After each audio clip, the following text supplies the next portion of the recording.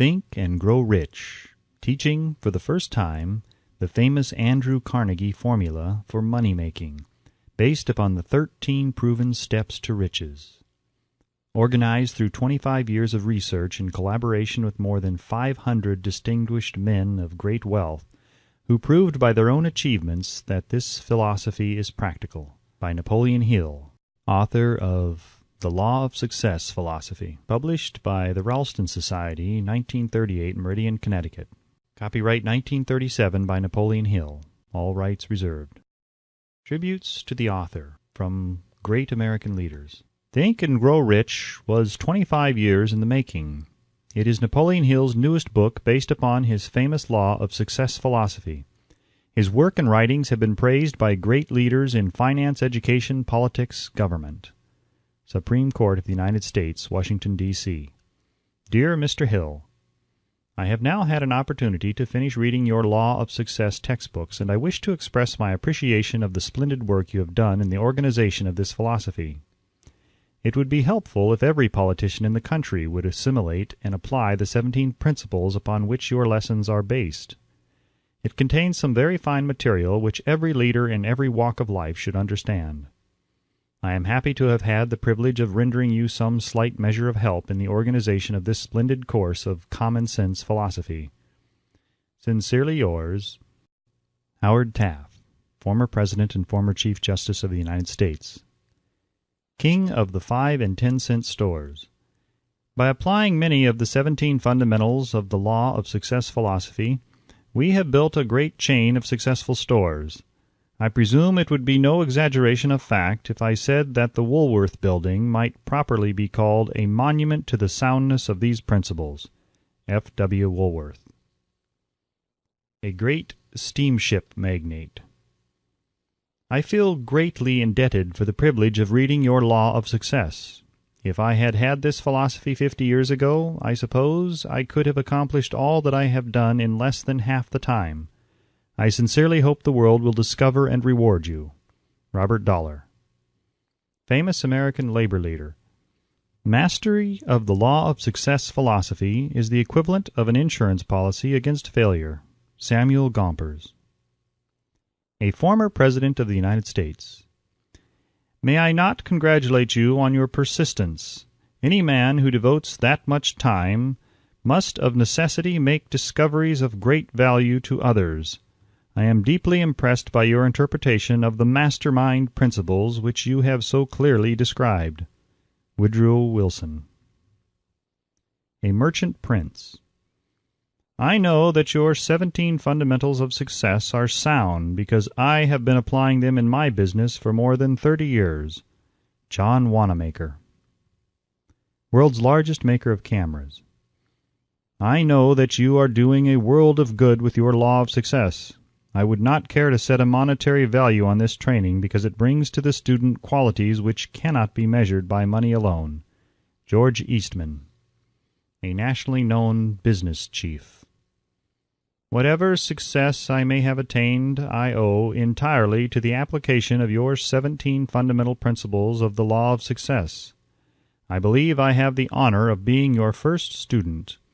W. M. Wrigley, Jr. Author's Preface. In every chapter of this book, mention has been made of the money-making secret which has made fortunes for more than 500 exceedingly wealthy men, whom I have carefully analyzed over a long period of years. The secret was brought to my attention by Andrew Carnegie, more than a quarter of a century ago. The canny, lovable old Scotsman carelessly tossed it into my mind when I was but a boy. Then he sat back in his chair with a merry twinkle in his eyes and watched carefully to see if I had brains enough to understand the full significance of what he had said to me. When he saw that I had grasped the idea, he asked if I would be willing to spend 20 years or more preparing myself to take it to the world, to men and women who, without the secret, might go through life as failures. I said I would, and with Mr. Carnegie's cooperation, I have kept my promise. This book contains the secret, after having been put to a practical test by thousands of people in almost every walk of life. It was Mr. Carnegie's idea that the magic formula, which gave him a stupendous fortune, ought to be placed within reach of people who do not have time to investigate how men make money, and it was his hope that I might test and demonstrate the soundness of the formula through the experience of men and women in every calling. He believed the formula should be taught in all public schools and colleges, and expressed the opinion that if it were properly taught it would so revolutionize the entire educational system that the time spent in school could be reduced to less than half. His experience with Mr. Charles M. Schwab and other young men of Mr. Schwab's type convinced Mr. Carnegie that much of that which is taught in the schools is of no value whatsoever in connection with the business of earning a living or accumulating riches. He had arrived at this decision because he had taken into his business one young man after another, many of them with but little schooling, and by coaching them in the use of this formula, developed in them rare leadership. Moreover, his coaching made fortunes for every one of them who followed his instructions. In the chapter on faith, you will read the astounding story of the organization of the giant United States Steel Corporation, as it was conceived and carried out by one of the young men through whom Mr. Carnegie proved that his formula will work for all who are ready for it. This single application of the secret, by that young man, Charles M. Schwab, made him a huge fortune in both money and opportunity. Roughly speaking, this particular application of the formula was worth $600 million. These facts, and they are facts well known to almost everyone who knew Mr. Carnegie, give you a fair idea of what the reading of this book may bring to you, provided you know what it is that you want. Even before it has undergone 20 years of practical testing, the secret was passed on to more than 100,000 men and women who have used it for their personal benefit, as Mr. Carnegie planned that they should. Some have made fortunes with it. Others have used it successfully in creating harmony in their homes. A clergyman used it so effectively that it brought him an income of upwards of $75,000 a year. Arthur Nash, a Cincinnati tailor, used his near-bankrupt business as a guinea pig on which to test the formula. The business came to life and made a fortune for its owners. It is still thriving, although Mr. Nash has gone. The experiment was so unique that newspapers and magazines gave it more than $1 million worth of laudatory publicity. The secret was passed on to Stuart Austin Weir of Dallas, Texas. He was ready for it, so ready that he gave up his profession and studied law. Did he succeed? That story is told too. I gave the secret to Jennings Randolph the day he graduated from college, and he has used it so successfully that he is now serving his third term as a member of Congress, with an excellent opportunity to keep on using it until it carries him to the White House. While serving as advertising manager of the LaSalle Extension University, when it was little more than a name, I had the privilege of seeing J.G. Chaplin, president of the university, use the formula so effectively that he has since made the LaSalle one of the great extension schools of the country. The secret to which I refer has been mentioned no fewer than 100 times throughout this book. It has not been directly named, for it seems to work more successfully when it is merely uncovered and left in sight, where those who are ready and searching for it may pick it up. That is why Mr. Carnegie tossed it to me so quietly without giving me its specific name. If you are ready to put it to use, you will recognize this secret at least once in every chapter. I wish I might feel privileged to tell you how you will know if you are ready, but that would deprive you of much of the benefit you will receive when you make the discovery in your own way. While this book was being written, my own son, who was then finishing the last year of his college work, picked up the manuscript of Chapter 2, read it, and discovered the secret for himself. He used the information so effectively that he went directly into a responsible position at a beginning salary greater than the average man ever earns. His story has been briefly described in Chapter 2. When you read it, perhaps you will dismiss any feeling you may have had at the beginning of the book that it promised too much. And 2, if you have ever been discouraged, if you have had difficulties to surmount which took the very soul out of you, if you have tried and failed, if you were ever handicapped by illness or physical affliction, this story of my son's discovery and use of the Carnegie formula may prove to be the oasis in the desert of lost hope for which you have been searching. This secret was extensively used by President Woodrow Wilson during the World War. It was passed on to every soldier who fought in the war, carefully wrapped in the training received before going to the front.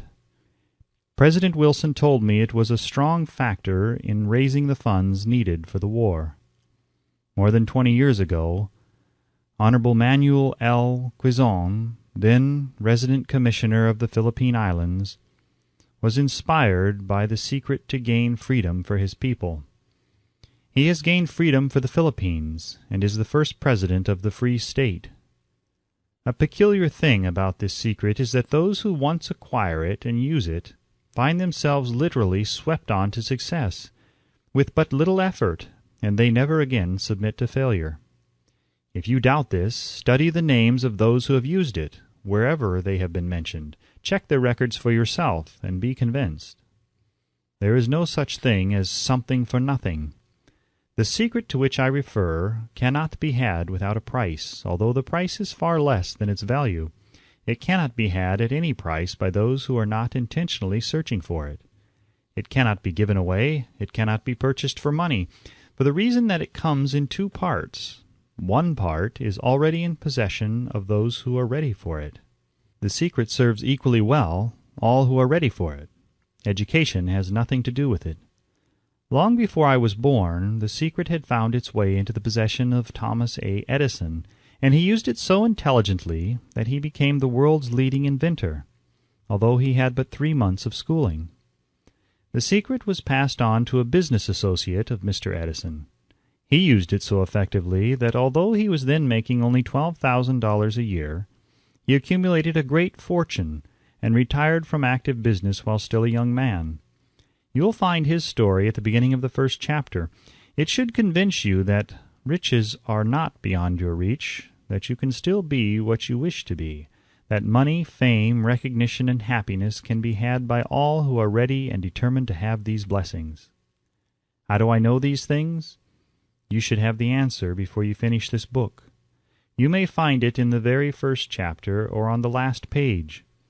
While I was performing the 20-year task of research which I had undertaken at Mr. Carnegie's request, I analyzed hundreds of well-known men, many of whom admitted that they had accumulated their vast fortunes through the aid of the Carnegie secret. Among these men were Henry Ford, William Wrigley, Jr., John Wanamaker, James J. Hill, George S. Parker, E.M. Statler, Henry L. Doherty, Cyrus K. Curtis, George Eastman, Theodore Roosevelt, John W. Davis, Albert Hubbard, Wilbur Wright, William Jennings Bryan, Dr. Demitted Starr Jordan, J. Ogden Armour, Charles M. Schwab, Harris F. Williams, Dr. Frank Gonzalez, Daniel Willard, King Gillette, Ralph A. Weeks, Judge Daniel T. Wright, John D. Rockefeller, Thomas A. Edison, Frank A. Vanderlip, F. W. Woolworth, Colonel Robert A. Dollar, Edward A. Feline, Edwin C. Barnes, Arthur Brisbane, Woodrow Wilson, William Howard Taft, Luther Burbank, Edward W. Bach, Frank A. Munsey, Albert H. Gary, Dr. Alexander Graham Bell, John H. Patterson, Julius Rosenweld, Stuart Austin Weir, Dr. Frank Crane, George M. Alexander, J. G. Chaplin, Honorable Jennings Randolph, Arthur Nash, Clarence Darrow. These names represent but a small fraction of the hundreds of well-known Americans whose achievements, financially and otherwise, prove that those who understand and apply the Carnegie secret reach high stations in life. I have never known anyone who was inspired to use the secret who did not achieve noteworthy success in his chosen calling. I have never known any person to distinguish himself or to accumulate riches of any consequence without possession of the secret. From these two facts, I draw the conclusion that the secret is more important as a part of the knowledge essential for self-determination than any which one receives through what is popularly known as education. What is education, anyway? This has been answered in full detail. As far as schooling is concerned, many of these men had very little. John Wanamaker once told me that what little schooling he had, he acquired in very much the same manner as a modern locomotive takes on water, by scooping it up as it runs. Henry Ford never reached high school, let alone college. I am not attempting to minimize the value of schooling, but I am trying to express my earnest belief that those who master and apply the secret will reach high stations, accumulate riches, and bargain with life on their own terms, even if their schooling has been meager. Somewhere, as you read, the secret to which I refer will jump from the page and stand boldly before you, if you are ready for it. When it appears, you will recognize it. Whether you receive the sign in the first or the last chapter, stop for a moment when it presents itself, and turn down a glass, for that occasion will mark the most important turning point of your life. We pass now to Chapter 1, and to the story of my very dear friend who has generously acknowledged having seen the mystic sign, and whose business achievements are evidence enough that he turned down a glass. As you read his story and the others, remember that they deal with the important problems of life such as all men experience. The problems arising from one's endeavor to earn a living, to find hope, courage, contentment, and peace of mind, to accumulate riches and to enjoy freedom of body and spirit. Remember, too, as you go through the book, that it deals with facts and not with fiction, its purpose being to convey a great universal truth through which all who are ready may learn, not only what to do, but also how to do it, and receive as well the needed stimulus to make a start. As a final word of preparation, before you begin the first chapter, may I offer one brief suggestion which may provide a clue by which the Carnegie secret may be recognized. It is this: all achievement, all earned riches have their beginning in an idea. If you are ready for the secret, you already possess one half of it. Therefore, you will readily recognize the other half the moment it reaches your mind. The Author. Chapter 1. Introduction. The Man Who Thought His Way into Partnership with Thomas A. Edison. Truly, thoughts are things, and powerful things at that, when they are mixed with definiteness of purpose, persistence, and a burning desire for their translation into riches or other material objects. A little more than 30 years ago, Edwin C. Barnes discovered how true it is that men really do think and grow rich. His discovery did not come about at one sitting. It came little by little, beginning with a burning desire to become a business associate of the great Edison. One of the chief characteristics of Barnes' desire was that it was definite. He wanted to work with Edison, not for him.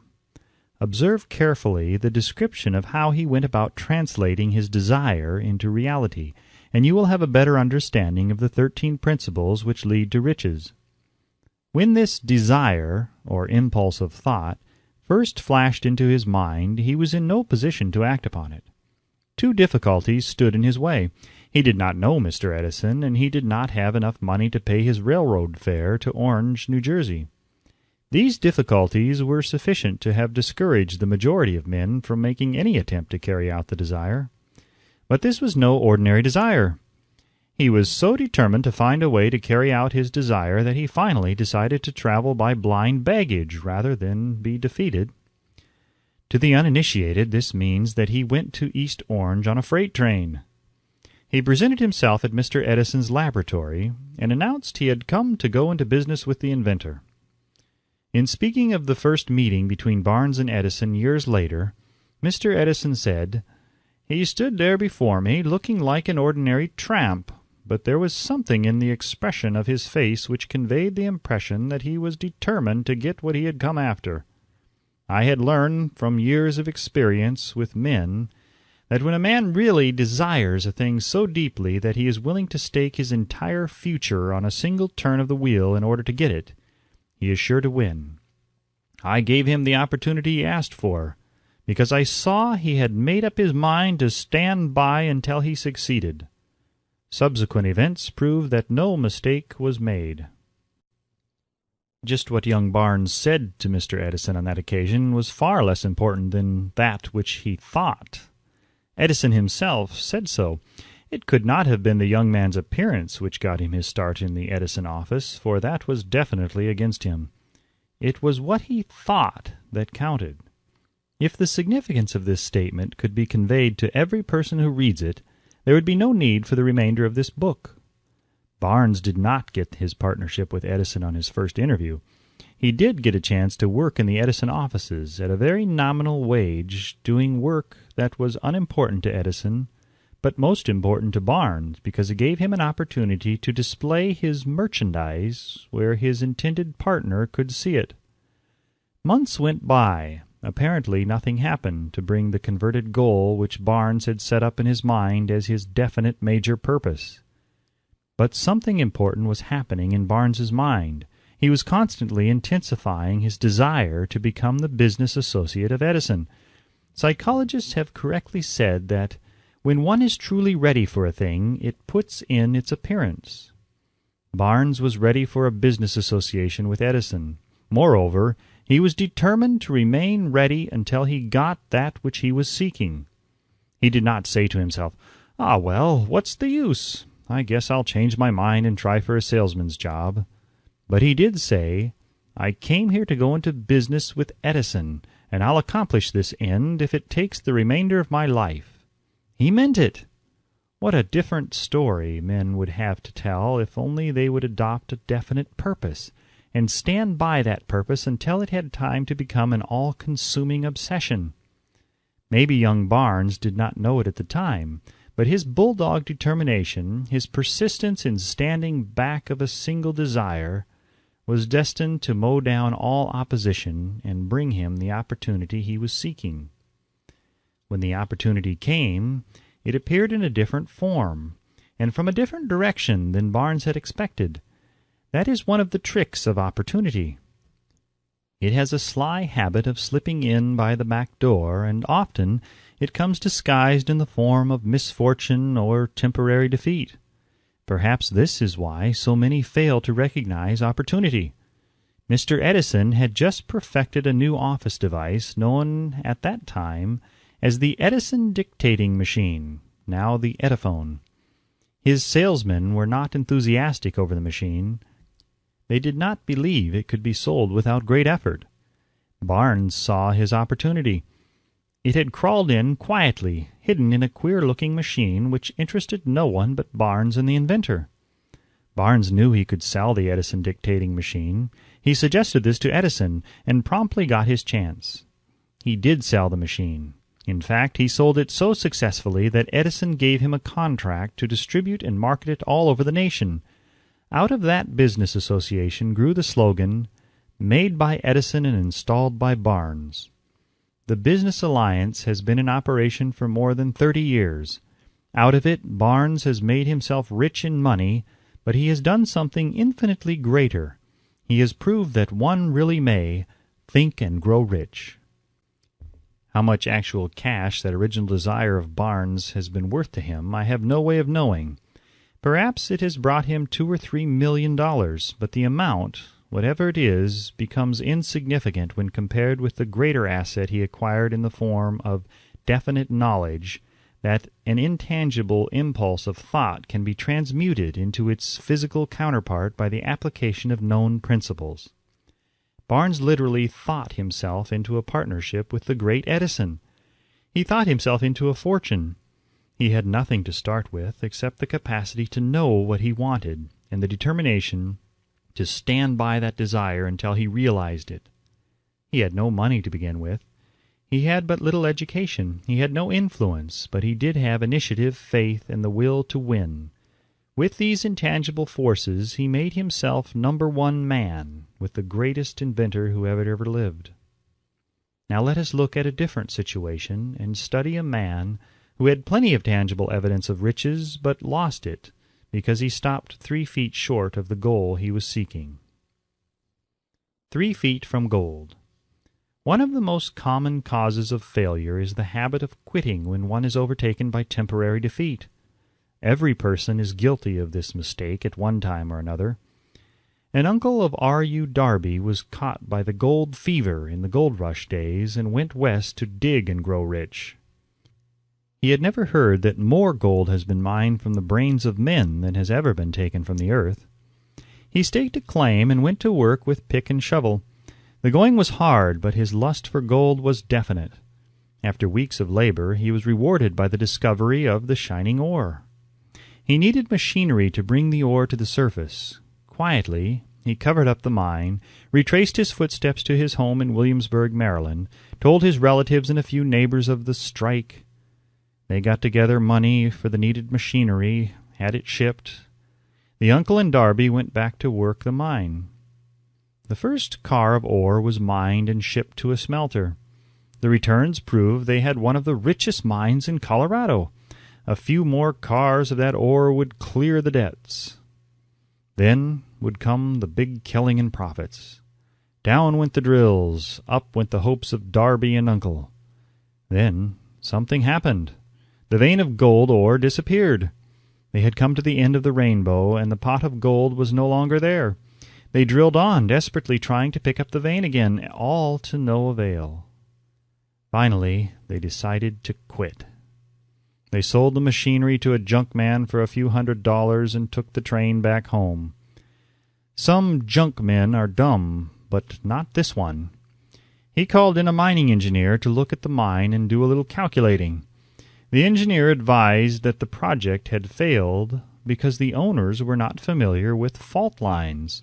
His calculations showed that the vein would be found just 3 feet from where the Darbys had stopped drilling. That is exactly where it was found.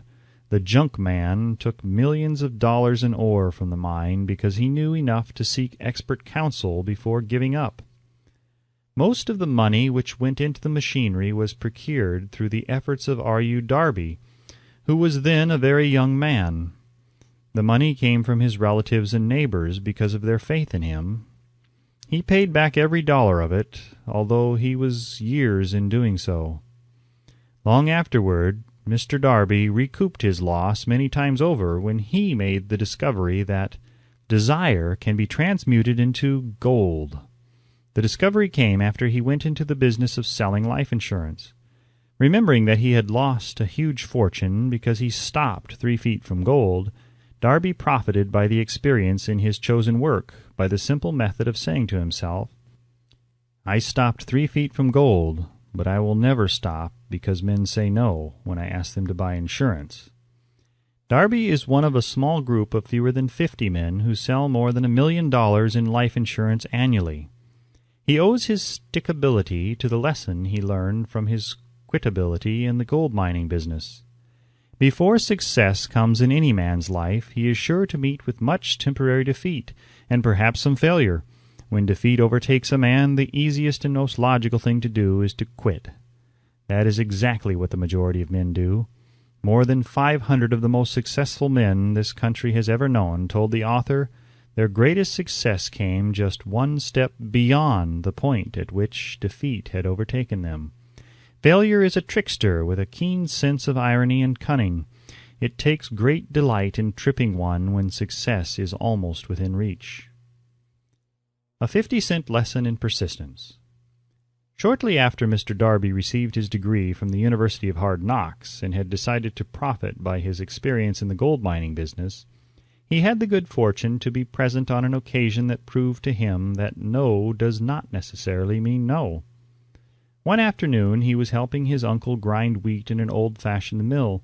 The uncle operated a large farm on which a number of colored sharecrop farmers lived.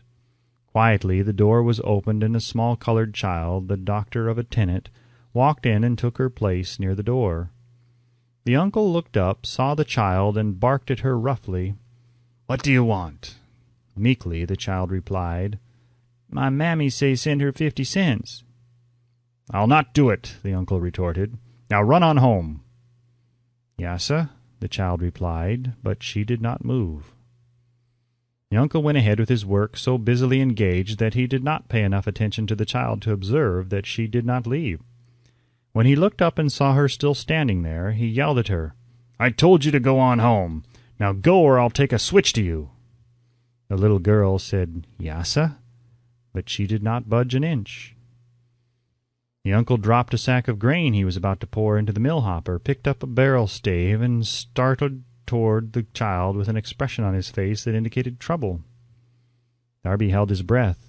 He was certain he was about to witness a murder. He knew his uncle had a fierce temper. He knew that the colored children were not supposed to defy white people in that part of the country. When the uncle reached the spot where the child was standing, she quickly stepped forward, one step, looked up into his eyes, and screamed at the top of her shrill voice, "My mammy's got to have that 50 cents!" The uncle stopped, looked at her for a minute, then slowly laid the barrel stave on the floor, put his hand in his pocket, took out a $50, and gave it to her. The child took the money and slowly backed toward the door, never taking her eyes off the man whom she had just conquered. After she had gone, the uncle sat down on a box and looked out the window into space for more than 10 minutes. He was pondering with awe over the whipping he had just taken. Mr. Darby, too, was doing some thinking. That was the first time in all his experience that he had seen a colored child deliberately master an adult white person. How did she do it? What happened to his uncle that caused him to lose his fierceness and become as docile as a lamb? What strange power did this child use that made her master over her superior? These and other similar questions flashed into Darby's mind, but he did not find the answer until years later when he told me the story. Strangely, the story of this unusual experience was told to the author in the old mill on the very spot where the uncle took his whipping. Strangely, too, I had devoted nearly a quarter of a century to the study of the power which enabled an ignorant, illiterate colored child to conquer an intelligent man. As we stood there in that musty old mill, Mr. Darby repeated the story of the unusual conquest, and finished by asking, "What can you make of it? What strange power did that child use that so completely whipped my uncle?" The answer to his question will be found in the principles described in this book. The answer is full and complete. It contains details and instructions sufficient to enable anyone to understand and apply the same force which the little child accidentally stumbled upon. Keep your mind alert, and you will observe exactly what strange power came to the rescue of the child. You will catch a glimpse of this power in the next chapter. Somewhere in the book you will find an idea that will quicken your receptive powers and place at your command, for your own benefit, this same irresistible power. The awareness of this power may come to you in the first chapter, or it may flash into your mind in some subsequent chapter. It may come in the form of a single idea, or it may come in the nature of a plan or a purpose. Again, it may cause you to go back into your past experiences of failure or defeat, and bring to the surface some lesson by which you can regain all that you lost through defeat. After I had described to Mr. Darby the power unwittingly used by the little colored child, he quickly retraced his 30 years of experience as a life insurance salesman and frankly acknowledged that his success in that field was due in no small degree to the lesson he had learned from the child. Mr. Darby pointed out, every time a prospect tried to bow me out without buying, I saw that child standing there in the old mill, her big eyes glaring in defiance, and I said to myself, "I've got to make this sale." The better portion of all sales I have made were made after people had said no. He recalled, too, his mistake in having stopped only 3 feet from gold. But, he said, that experience was a blessing in disguise. It taught me to keep on keeping on, no matter how hard the going may be, a lesson I needed to learn before I could succeed in anything. This story of Mr. Darby and his uncle, the colored child, and the gold mine doubtless will be read by hundreds of men who make their living by selling life insurance, and to all of these the author wishes to offer the suggestion that Darby owes to these 2 experiences in his ability to sell more than $1 million of life insurance every year. Life is strange and often imponderable. Both the successes and the failures have their roots in simple experiences. Mr. Darby's experiences were commonplace and simple enough. Yet they held the answer to his destiny in life. Therefore they were as important to him as life itself. He profited by these 2 dramatic experiences because he analyzed them and found the lesson they taught. But what of the man who has neither the time nor the inclination to study failure in search of knowledge that may lead to success? Where and how is he to learn the art of converting defeat into stepping stones to opportunity? In the answer to these questions, this book was written. The answer called for a description of 13 principles, but remember, as you read, the answer you may be seeking to the questions which have caused you to ponder over the strangeness of life may be found in your own mind, through some idea, plan, or purpose which may spring into your mind as you read. One sound idea is all that one needs to achieve success. The principles described in this book contain the best and the most practical of all that is known concerning the ways and means of creating useful ideas. Before we go any further in our approach to the description of these principles, we believe you are entitled to receive this important suggestion. When riches begin to come, they come so quickly in such great abundance that one wonders where they have been hiding during all those lean years. This is an astounding statement, and all the more so when we take into consideration the popular belief that riches come only to those who work hard and long. When you begin to think and grow rich, you will observe that riches begin with a state of mind, with definiteness of purpose, with little or no hard work. You and every other person ought to be interested in knowing how to acquire that state of mind which will attract riches. I spent 25 years in research, analyzing more than 25,000 people, because I too wanted to know how wealthy men become that way. Without that research, this book could not have been written. Here, take notice of a very significant truth, viz., the business depression started in 1929 and continued on to an all-time record of destruction until some time after President Roosevelt entered office. Then the depression began to fade into nothingness. Just as an electrician in a theater raises the light so gradually that darkness is transmuted into light before you realize it, so did the spell of fear in the minds of the people gradually fade away and become faith. Observe very closely as soon as you master the principles of this philosophy and begin to follow the instructions for applying those principles. Your financial status will begin to improve, and everything you touch will begin to transmute itself into an asset for your own benefit. Impossible? Not at all. One of the main weaknesses of mankind is the average man's familiarity with the word impossible. He knows all the rules which will not work. He knows all the things which cannot be done. This book was written for those who seek the rules which have made others successful and are willing to stake everything on those rules. A great many years ago I purchased a fine dictionary. The first thing I did with it was to turn to the word impossible and neatly clip it out of the book. That would not be an unwise thing for you to do. Success comes to those who become success-conscious. Failure comes to those who indifferently allow themselves to become failure-conscious. The object of this book is to help all who seek it to learn the art of changing their minds from failure-consciousness to success-consciousness. Another weakness found in altogether too many people is the habit of measuring everything and every one by their own impressions and beliefs. Some who will read this will believe that no one can think and grow rich. They cannot think in terms of riches because their thought habits have been steeped in poverty, want, misery, failure, and defeat. These unfortunate people remind me of the prominent Chinese who came to America to be educated in American ways. He attended the University of Chicago. One day, President Harper met this young Oriental on the campus, stopped to chat with him for a few minutes, and asked what had impressed him as being the most noticeable characteristic of the American people. "Why," the Chinaman exclaimed, "the queer slant of your eyes! Your eyes are off slant." What do we say about the Chinese? We refuse to believe that which we do not understand. We foolishly believe that our own limitations are the proper measurement of limitations.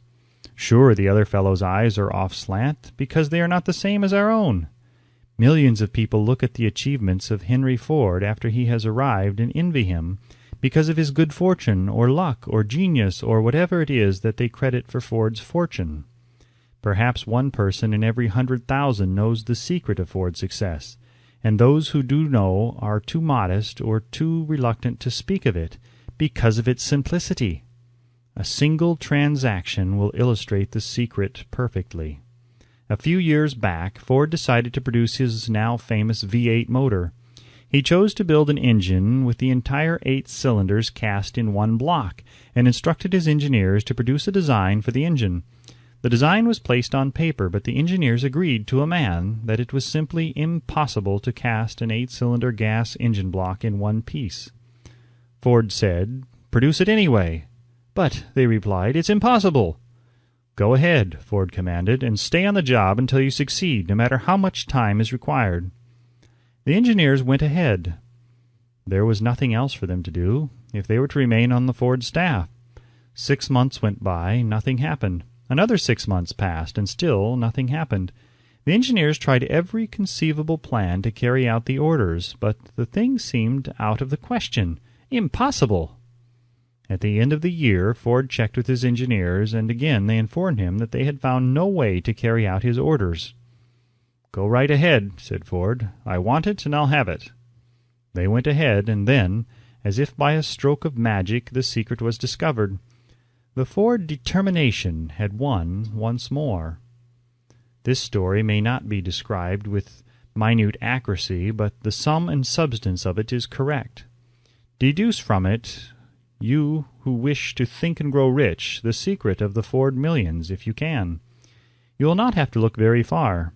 Henry Ford is a success because he understands and applies the principles of success. One of these is desire, knowing what one wants. Remember this Ford story as you read, and pick out the lines in which the secret of his stupendous achievement has been described. If you can do this, if you can lay your finger on the particular group of principles which made Henry Ford rich, you can equal his achievements in almost any calling for which you are suited. You are the master of your fate, the captain of your soul, because when Henley wrote the prophetic lines, "I am the master of my fate, I am the captain of my soul," he should have informed us that we are the masters of our fate, the captains of our souls, because we have the power to control our thoughts. He should have told us that the ether in which this little earth floats, in which we move and have our being, is a form of energy moving at an inconceivably high rate of vibration, and that the ether is filled with a form of universal power which adapts itself to the nature of the thoughts we hold in our minds, and influences us in natural ways to transmute our thoughts into their physical equivalent. If the poet had told us of this great truth, we would know why it is that we are the masters of our fate, the captains of our souls. He should have told us with great emphasis that this power makes no attempt to discriminate between the destructive thoughts and the constructive thoughts, that it will urge us to translate into physical reality thoughts of poverty just as quickly as it will influence us to act upon thoughts of riches. He should have told us, too, that our brains become magnetized with the dominating thoughts which we hold in our minds, and by means with which no man is familiar, these magnets attract to us the forces, the people, the circumstances of life which harmonize with the nature of our dominating thoughts.